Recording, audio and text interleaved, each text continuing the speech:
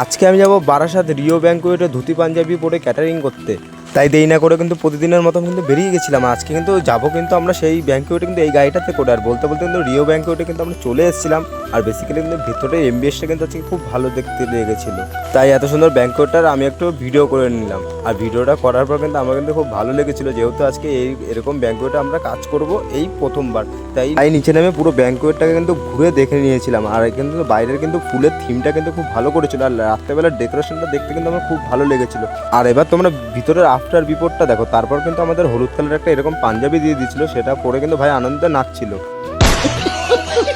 তারপর সেই হলুদ পাঞ্জাবিটা কিন্তু আমিও পরে নিয়েছিলাম, আর পরে কেমন লাগছে আমাকে কমেন্ট করে জানিও। তারপর চলে গেলাম কিন্তু আমরা জল আনতে, আর জলটা কিন্তু আজকে আমাদের লিফটে করে এরকমভাবে নিতে হয়েছিল। তারপর উপরে চলে এসে কিন্তু আমরা কফি নিলাম, আর কফিটা খেতে কিন্তু খুব ভালো হয়েছিল। আর সেই ব্যাংকুয়েটের উপরে কিন্তু এরকম সুন্দর রান্না হচ্ছিলো। তারপর দেখি লোক বসে পড়ে গেছিলো, তাই দেরি না করে চলে গেলাম খাবার সার্ভ করতে। আজকে কিন্তু মেনুতে ছিল মটন বিরিয়ানি। তারপর মটন বিরিয়ানি মারতে মারতে কিন্তু আজকে আমার অবস্থা খুব খারাপ হয়ে গেছিলো।